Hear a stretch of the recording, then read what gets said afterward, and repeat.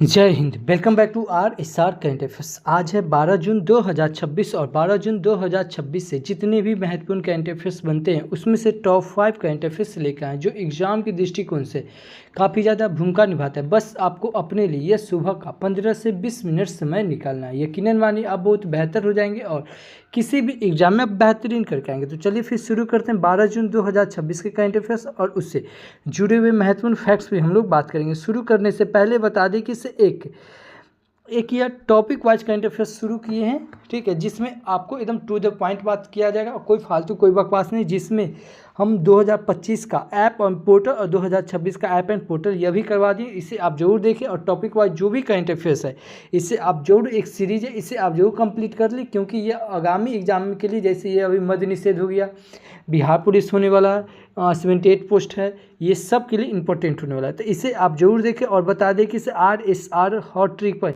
एक या weekly current affairs का एक सीरीज चला रहे हैं जो कि आपको हमारे चैनल RSR हॉट ट्रिक पे मिल जाएगा। इसे आप जरूर देखें।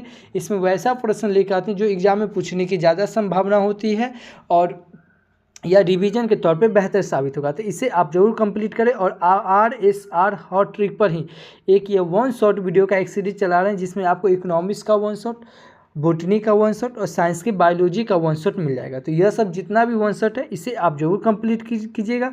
चलिए फिर शुरू करते हैं आज का करंट अफेयर्स। तो पहला क्वेश्चन है कि सभी हाल ही में दृष्टि दान संकल्प दिवस यह कब मनाया गया? तो यह दृष्टि दान संकल्प दिवस 10 जून को मनाया गया। कब मनाया गया? 10 जून को। इस क्वेश्चन का ऑप्शन नंबर 20 सही होगा कि सभी हाल ही में दृष्टि दान संकल्प दिवस यह 10 जून को मनाया गया। इस क्वेश्चन का ऑप्शन नंबर 20 सही हो जाएगा। अब दिवस की बात आई है तो अभी जून महीने में अब तक इतने इंपॉर्टेंट दिवस मनाए गए हैं। जैसे 1 जून को क्या मनाया गया?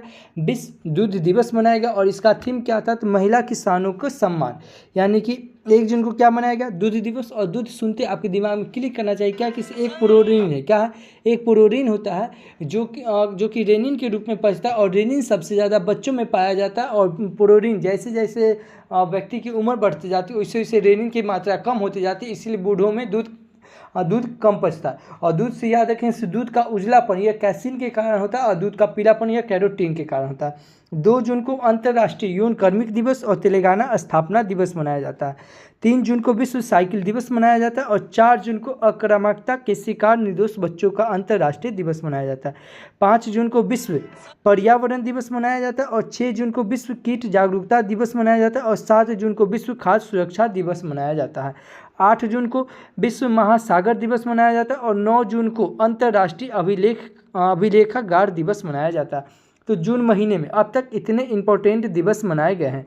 अगला क्वेश्चन है कि सभी हाल ही में महिलाओं की सुरक्षा के लिए क्या है? अभी हाल ही में महिलाओं की सुरक्षा के लिए सिंगापुर विशेष कार्य बल को यह किस राज्य में शुरू किया गया है? तो यह तमिलनाडु में शुरू किया गया। कहाँ? तमिलनाडु में। इस क्वेश्चन का ऑप्शन नंबर सी सही होगा कि महिलाओं की सुरक्षा के लिए सिंगापुर विशेष कार्य बल यह कहाँ शुरू किया गया? तमिलनाडु में। इस क्वेश्चन का ऑप्शन नंबर सी सही हो जाएगा। अब तमिलनाडु की बात आई है, यह है मैप में तमिलनाडु।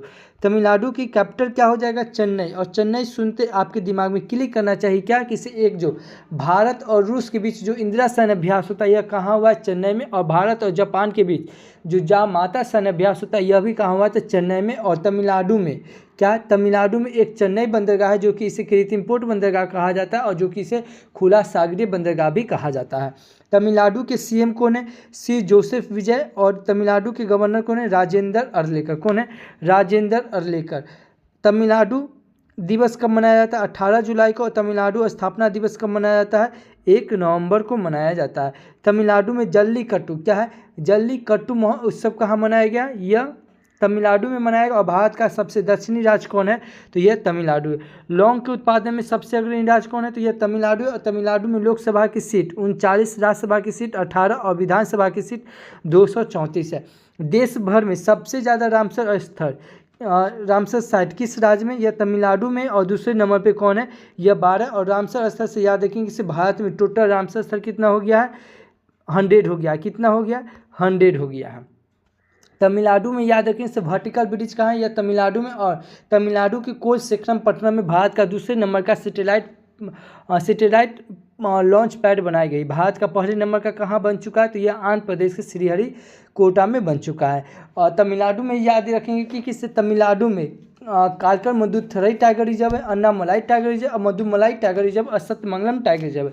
टाइगर रिजर्व से याद रखें, इससे भारत में टोटल टाइगर प्रोजेक्ट कितना, भारत में टोटल टाइगर रिजर्व कितना है, तो 58 है। अब 58 नंबर के कौन है, माधव है, जो कि मध्य प्रदेश का है। कौन है, मध्य प्रदेश का। टाइगर प्रोजेक्ट से याद रखें, इसे भारत में टाइगर प्रोजेक्ट कब आया, तो यह 1973 में आया। कब आया, 1973 में।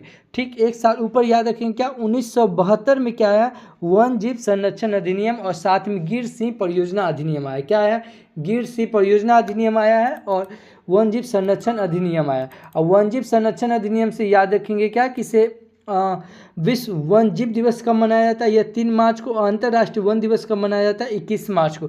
ठीक एक साल बाद क्या याद रखेंगे, 1974 में क्या है, जल प्रदूषण नियंत्रण अधिनियम। क्या है, जल प्रदूषण नियंत्रण अधिनियम कब आया, यह 1974 में। और जल से याद रखेंगे से विश्व जल दिवस कब मनाया जाता है, 22 मार्च को। और 22 मार्च से याद रखेंगे से बिहार दिवस भी कब मनाया जाता है, 22 मार्च को।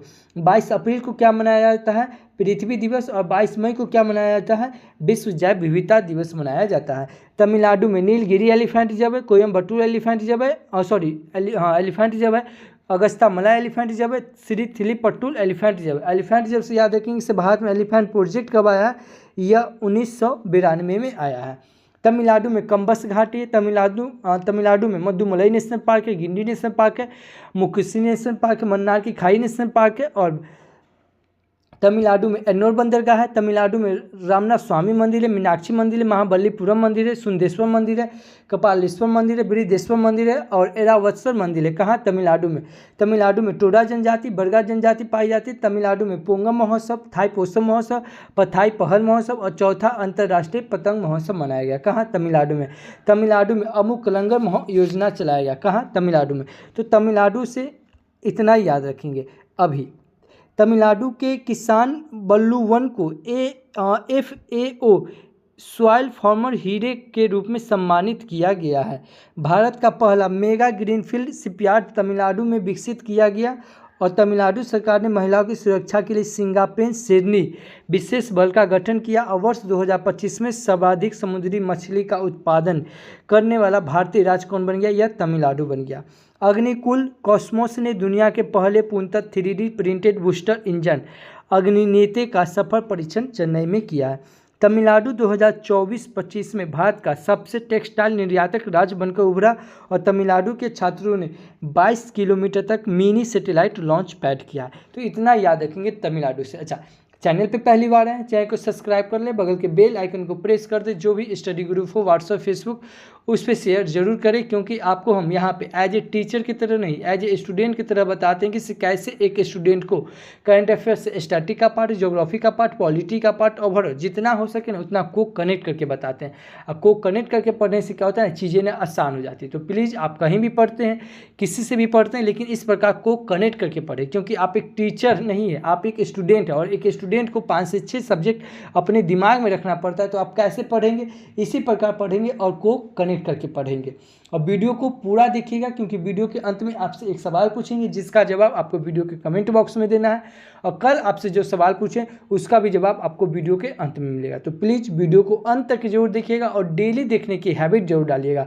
अगर यह वीडियो अगर आप सुबह में नहीं देख पाते हैं तो दोपहर में देखिए, शाम में देखिए, सोने से पहले देखिएगा। किसी कारणवश अगर पूरे दिन भर में नहीं देख पाते हैं तो पहले कल का वीडियो देखिए, फिर आज का वीडियो देखिए, लेकिन वीडियो जरूर देखिएगा और पूरा वीडियो जरूर देखिएगा।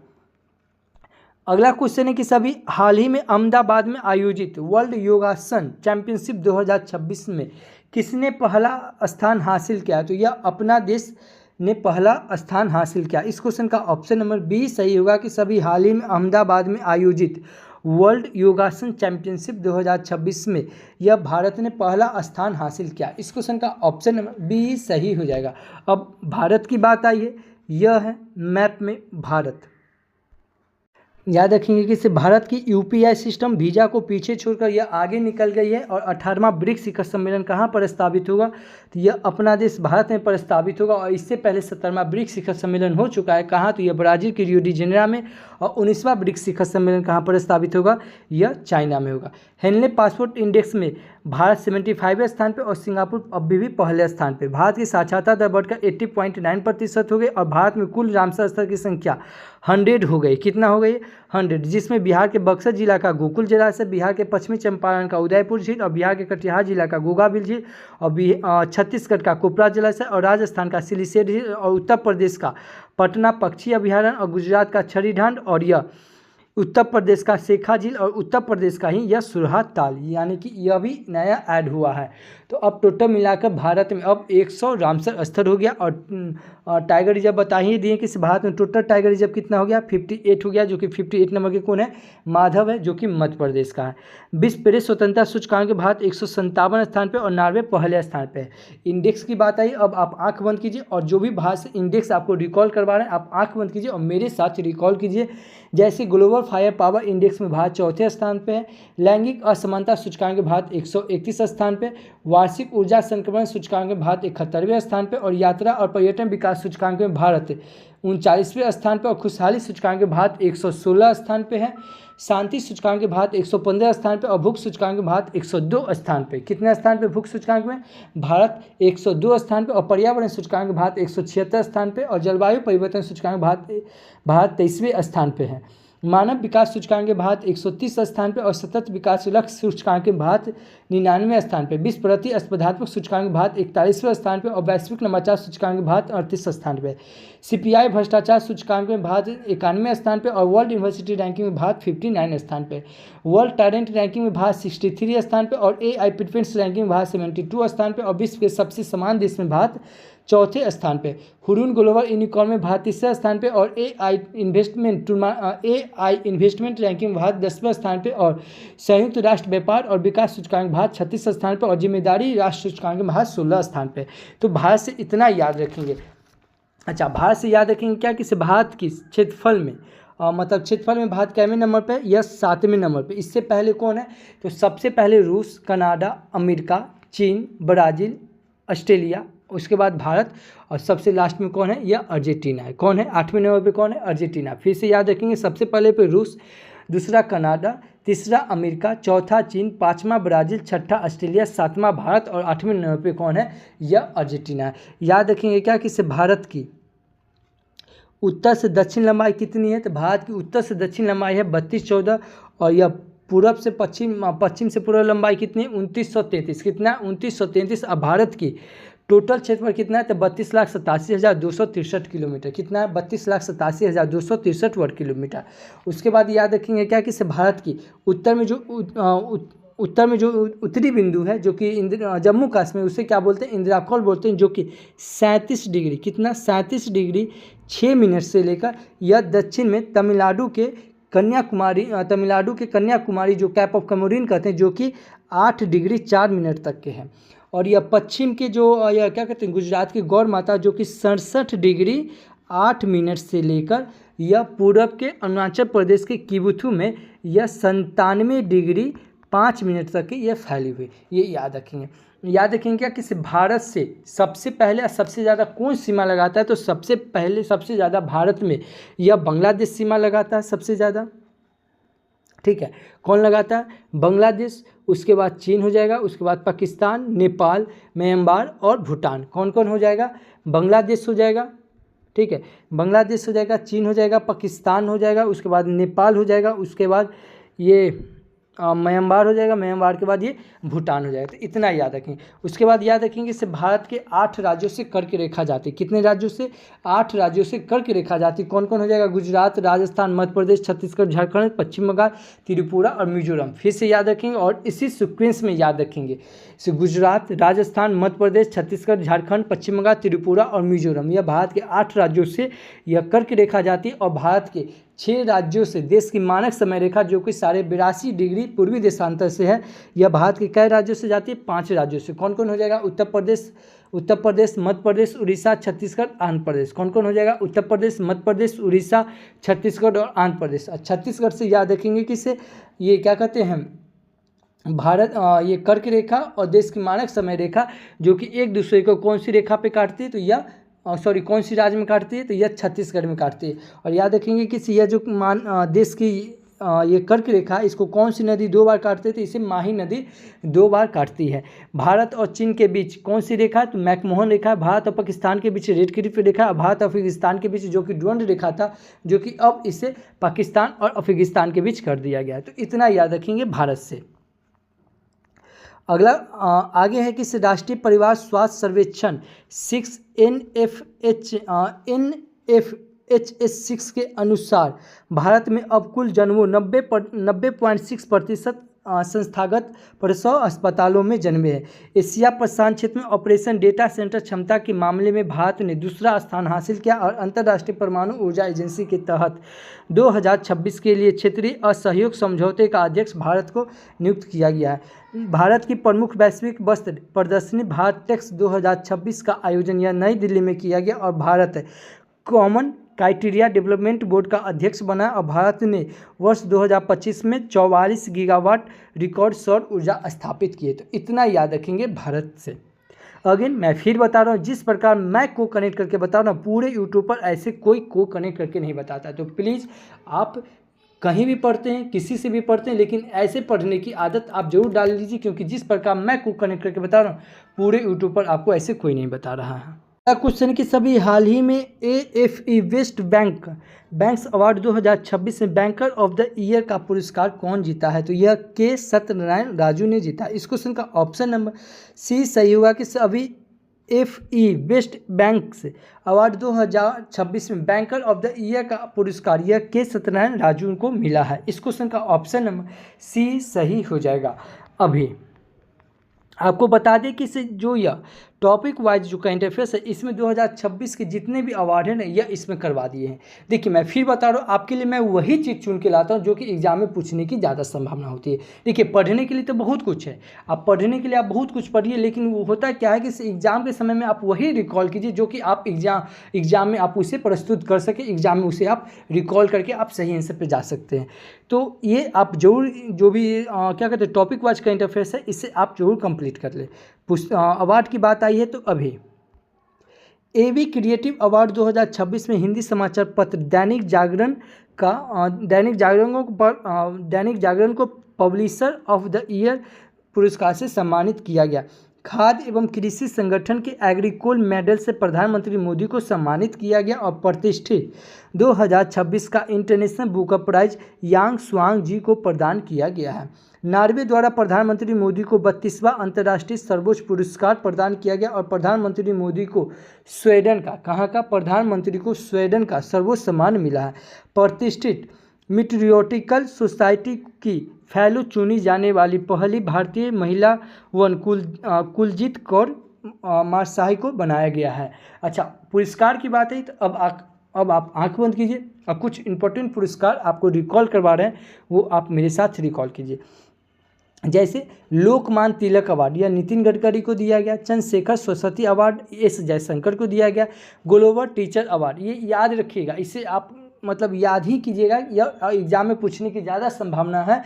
यह रोवेल नागी को दिया गया और यह भारत के, इसलिए यह पूछने की ज़्यादा संभावना है। तो ग्लोबल टीचर अवार्ड किसे दिया गया, यह रोवेल नागी को दिया गया। दादा साहब फाल्के पुरस्कार 2026 पुरस्कार किसे दिया गया, आनंद बलराज को, और 2025 में मोहन लाल को दिया गया। दीनानाथ मंगेशकर पुरस्कार यह सत्यमंगलम बिरला को दिया गया। और सुभाष चंद्र बोस आपदा प्रबंधन पुरस्कार यह एक व्यक्तिगत को देखा जाए तो यह सीता साल्के को दिया गया, और एक यह संस्था को भी दिया जाता है तो यह संस्था में दिया गया सिक्किम राज्य को दिया गया। रेमन मैग्सेसे पुरस्कार एजुकेट गर्ल्स को दिया गया। सिटी की ऑफ ऑनर पुरस्कार यह द्रौपदी मुर्मू जी को दिया गया। प्रेसिडेंशियल मेडल ऑफ फ्रीडम पुरस्कार यह लियोनेल मेसी को दिया गया, जो कि एक फुटबॉलर यह अमेरिका के द्वारा दिया गया है। 60वां ज्ञानपीठ पुरस्कार यह आर बरा मिट्ठू को दिया गया, और 59वां ज्ञानपीठ पुरस्कार यह विनोद शुक्ला को दिया गया था। पेन प्रिंटर पुरस्कार यह लाली अबू लैला को दिया गया, और 2025 में पद्मा विभूषण पुरस्कार शारदा सिन्हा को दिया गया, और 2026 में 5 लोगों को यह पद्मा विभूषण पुरस्कार दिया गया, जिसमें धर्मेंद्र जी को दिया गया, के.टी. थॉमस को दिया गया, एन राजम को दिया गया, पी नारायण को दिया गया और बी.एस. अच्युतानंदन को दिया गया। 34वें व्यास सम्मान पुरस्कार यह सुरवाला को दिया गया और 35वें सरस्वती सम्मान पुरस्कार राजकुमार मुखोपाध्याय को दिया गया। 34वें सरस्वती सम्मान पुरस्कार यह साधु भरदसी को दिया गया और विश्व शतरंज चैंपियनशिप 2026 यह मैक्सिम कार्लसन को दिया गया। महिला वर्ल्ड शतरंज चैंपियनशिप 2025 यह भारत की जीती कौन? दिव्या देशमुख। और एबेल पुरस्कार 2026 यह गार्ड फ्लंटिंग्स को दिया गया और 2025 में यह मसाकी काशीवाड़ा को दिया गया। आदर्य भूमि पुरस्कार यह श्री वेंकटेशन को दिया गया और NTR राष्ट्रीय फिल्म पुरस्कार यह चिरंजीवी को दिया गया और इंदिरा गांधी शांति पुरस्कार यह ग्राका माचेल को दिया गया और बिटली अवार्ड यह 2 व्यक्ति को दिया गया, एक ये परवीन शेख को और एक बरखा को दिया गया। साहित्य अकादमी पुरस्कार 2025 यानी कि 25 वाला यह 26 में दिया गया। इंग्लिश में नवतेज सरना को दिया गया और हिंदी में ममता कालिया को दिया गया। तो पुरस्कार से इतना याद रखिएगा और जो भी टॉपिक वाइज का इंटरफेस है इसे आप जरूर देख लीजिएगा। अगला क्वेश्चन कि सभी हाल ही में किस राज्य के GI टैग प्राप्त तेजपुर लीची की पहली खेप दुबई और सिंगापुर में निर्यात की गई है? तो यह असम की, कहाँ की? असम की, कि असम राज्य के GI टैग प्राप्त तेजपुर लीची की पहली खेप दुबई और सिंगापुर निर्यात की गई है। इस क्वेश्चन का ऑप्शन नंबर डी सही हो जाएगा। अब असम की बात आई है, यह है मैप में असम। असम की कैपिटल क्या हो जाएगा? दिसपुर। असम के CM कौन है? तो हेमंत बिस्वा शर्मा। असम के गवर्नर कौन है? लक्ष्मण आचार्य। असम में लोकसभा की सीट 14, राज्यसभा की सीट 7 और विधानसभा की सीट 126 है। एक सिंह गेंडे कहाँ पाया जाता है? यह असम में। और चाय के उत्पादन में सबसे अग्रणी राज्य कौन है? यह असम है। लेकिन अच्छा, चाय से याद रखेंगे हरा सोना किसे कहा जाता है? यह असम को कहा जाता है। और चाय का बोर्ड किसे कहा जाता है? तो यह पश्चिम बंगाल को कहा जाता है। और चाय के उत्पादन में सबसे अग्रणी राज्य कौन है? तो यह असम है। कॉफ़ी की याद रखेंगे क्या? किस कॉफ़ी के उत्पादन में सबसे अग्रणी राज्य कौन है? कर्नाटक। और कर्नाटक से याद रखेंगे से मक्का के उत्पादन में, कॉफ़ी के उत्पादन और नारियल के उत्पादन में, ये तीनों के उत्पादन में सबसे अग्रणी राज्य कौन है? तो यह कर्नाटक है। असम से याद रखेंगे इसे स्वयं का उपग्रह लॉन्च करने की घोषणा कौन किया? तो यह असम सरकार किया। और भारत का पहला एक्वाटिक पार्क कहाँ बनेगा? यह असम में बनेगा। असम में मानस टाइगर रिजर्व है, नेमेरी टाइगर रिजर्व है, काजीरंगा टाइगर रिजर्व और ओरंग टाइगर रिजर्व है। असम में चिराग रिपू एलिफेंट रिजर्व है, सोनितपुर एलिफेंट रिजर्व है, काजीरंगा एलिफेंट रिजर्व है, धनसिरी एलिफेंट रिजर्व है और दिहांग एलिफेंट रिजर्व और पटकोई एलिफेंट रिजर्व है। कहाँ? असम में। असम में सुरमा घाटी और बराक घाटी। असम में बिहू लोकनृत्य, बागुरम्मा लोकनृत्य, काली गोपाल लोकनृत्य, खेल गोपाल लोकनृत्य, भोर लोकनृत्य और ओजापाली लोकनृत्य पाई जाती है। कहाँ? असम में। असम में दीपोर झील है और चापानार झील है। असम में काजीरंगा नेशनल पार्क है और डिब्रू सैखोवा नेशनल पार्क है। कहाँ? असम में। असम में नियोजित मोइना योजना शुरू किया गया। मिशन वसुंधरा 3.0 योजना शुरू किया गया और ओरोनोडोई 3.0 योजना शुरू किया गया और प्रेरणा योजना शुरू किया गया। कहाँ? यह असम में। असम में अम्बुबाची मंदिर है और असम में ही सुबेरी महोत्सव मनाया गया। एली ए लियोंग महोत्सव मनाया गया और डोल जात्रा महोत्सव मनाया गया। कहाँ? असम में। हाथी ऐप कहाँ शुरू किया गया? असम में। और ये बता रहे हैं फिर ऐप और पोर्टल वाला जो कि करवा दिए हैं, इसे आप जरूर कंप्लीट कीजिए। देखिए टॉपिक वाइज वाला करंट अफेयर्स है वो मोस्ट इंपॉर्टेंट है, क्योंकि पिछले बार जो हम 75 बुक का लिस्ट दिए थे उसमें से अधिकतर एग्जाम में वहीं से पूछा गया। तो देखिए मेहनत तो हम कर दिए, बस इससे आप अपना जरूर बना लीजिएगा। असम में पहली बार यूलोथोरेटेड माटन देखा गया है और UCC विधेयक पारित करने वाला तीसरा राज्य कौन बना? यह असम बना। UCC से याद रखें से UCC किस आर्टिकल में? यह 44 में है। और समान सिविल संहिता अगर देखा जाए कि इसे आर्टिकल 44 जिसमें UCC यह सबसे पहले कहाँ लागू हुआ है? यह आज़ादी से पहले तो यह गोवा में और आज़ादी से पहले उत्तराखंड में, उत्तराखंड के बाद गुजरात में और तीसरा नंबर पे कौन है? यह असम में लागू किया गया है। भारत की पहली AI संचालित फिजिकल बैंकिंग शाखा का शुभ आरंभ गुवाहाटी में किया गया और भारत का पहला सैटेलाइट टैग वाला गंगा सॉफ्ट सिल्क कछुआ काजीरंगा नेशनल पार्क में छोड़ा गया और बक्सा शहद की पहली खेप अमेरिका को निर्यात की गई और यह असम से संबंधित है। असम की पहली रेडियो जर्नलिस्ट लिली दास का 90 वर्ष की आयु में निधन हुआ और पारंपरिक सुबेरी महोत्सव असम में मनाया गया और उत्तर पूर्व जनजातीय बसंत उत्सव के पहले संस्करण का उद्घाटन यह गुवाहाटी में किया गया। तो इतना याद रखेंगे असम से। अगला क्वेश्चन है कि सभी हाल ही में दुनिया की सबसे लंबी दूरी की रोबोटिक कार्डिक टेलीसर्जरी का विश्व रिकॉर्ड किस भारतीय द्वारा बनाया गया है? यह बनाया गया है डॉक्टर सुधीर श्रीवास्तव के द्वारा बनाया गया। इस क्वेश्चन का ऑप्शन नंबर बी सही होगा कि अभी दुनिया की सबसे लंबी दूरी की रोबोटिक कार्डिक टेली सर्जरी विश्व रिकॉर्ड यह कौन बनाया? डॉक्टर सुधीर श्रीवास्तव ने बनाया। इस क्वेश्चन का ऑप्शन नंबर बी सही हो जाएगा। अगला क्वेश्चन है कि अभी हाल ही में जेवलिन में 90 मीटर का आंकड़ा पार करने वाले चौथे एशियाई खिलाड़ी कौन बन गए हैं? ये बने हैं रमेश पाथिरागी। कौन बने? रमेश पाथिरागी बने। इस क्वेश्चन का ऑप्शन नंबर सी सही होगा। ये है रमेश पाथिरागी। इन्होंने अभी जेवलिन में 90 मीटर का आंकड़ा पार करने वाले चौथे एशियाई खिलाड़ी बन गए। इस क्वेश्चन का ऑप्शन नंबर सी सही हो जाएगा। अगला क्वेश्चन कि अभी हाल ही में भारतीय विद्या भवन का अध्यक्ष किसे नियुक्त किया गया है? यह नियुक्त किया गया है बनवाली लाल पुरोहित को नियुक्त किया गया। इस क्वेश्चन का ऑप्शन नंबर सी सही होगा। ये है बनवारी लाल पुरोहित। इनको अभी भारतीय विद्या भवन का अध्यक्ष नियुक्त किया गया है। इस क्वेश्चन का ऑप्शन नंबर सी सही हो जाएगा। अब नियुक्ति की बात आई है तो अभी ज्ञानेंद्र सिंह मालिक को गुजरात का डीजीपी नियुक्त किया गया है। भारतीय सेना के अगले उप प्रमुख के रूप में किसे? आशुतोष दीक्षित को नियुक्त किया गया। सीबीएसई का अध्यक्ष लोखंडे प्रशांत सीताराम को नियुक्त किया गया और वकील से सीधे सुप्रीम कोर्ट की न्यायाधीश बनने वाले भारत की दूसरी महिला जस्टिस वेंकिता सुब्रमण्यम मोहना बन गई है। मंत्रिमंडल की नियुक्ति समिति ने नीलकंठ मिश्रा को विश्व बैंक मुख्यालय में 3 वर्ष के लिए यह कार्यकारी निदेशक नियुक्त किया गया और संयुक्त राष्ट्र महासभा के 81वें सत्र का अध्यक्ष यह खलीलुर रहमान को नियुक्त किया गया। अच्छा, नियुक्ति की बात आई है तो अब आप आंख बंद कीजिए और मेरे साथ जो जो नियुक्ति हुआ है वो रिकॉल करवा रहे हैं, आप बस वो रिकॉल कीजिए। जैसे DRDO के अध्यक्ष किसे नियुक्त किया गया? राजेश कुमार सिंह को नियुक्त किया गया है। इसरो के अध्यक्ष कौन है? V नारायण। BSF पे कौन है? परवीन कुमार। देखिए ये क्या है? परवीन। अब परवीन से आपके दिमाग में क्लिक करना चाहिए क्या? CBI के अध्यक्ष कौन है? परवीन सूद। CBC के कौन है? परवीन कुमार श्रीवास्तव। CISF पे कौन है? परवीर रंजन। ये परवीर रंजन है। ITBP के कौन है? शत्रुजीत सिंह कपूर। NCC के महानिदेशक कौन है? वीरेंद्र वस्त्र। सेबी के कौन है? तुहिन कांत। रॉ के कौन है? पराग जैन। BPCL के कौन है? संजय खन्ना। और संजय नाम से आपके दिमाग में 2 क्वेश्चन और क्लिक करना चाहिए। एक क्या है? कैग, जो कि नियंत्रक एवं महालेख परीक्षक, जिसका वर्णन संविधान के 148 में वर्णन है। तो कैग का अध्यक्ष कौन है? संजय मूर्ति। RBI के गवर्नर कौन है? संजय मल्होत्रा। ये याद रखेंगे। UPSC के कौन है?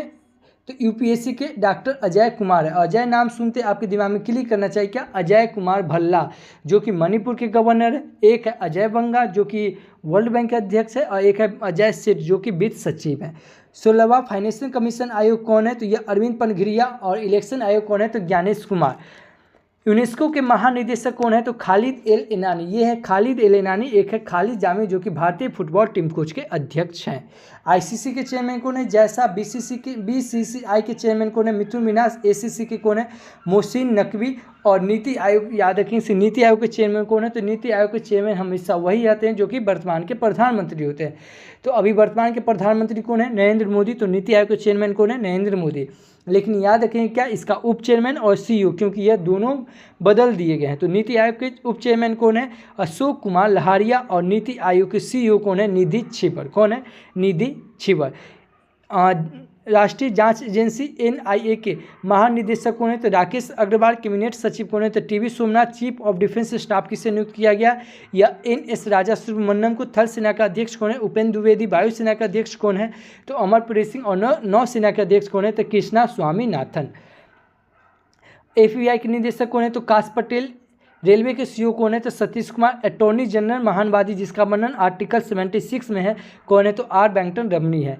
53वें CGI कौन है? मुख्य न्यायाधीश तो सूर्यकांत है। और विक्रम साराभाई स्पेस सेंटर के अध्यक्ष कौन है? तो राजा राजन।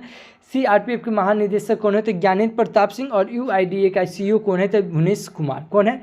भुवनेश्वर कुमार। नियुक्ति से इतना याद रखिएगा। देखिए अगर मैं फिर बता रहा हूँ, जो मैं आपको करवा दिया हूँ ना टॉपिक वाइज, उसे आप जरूर देखिएगा।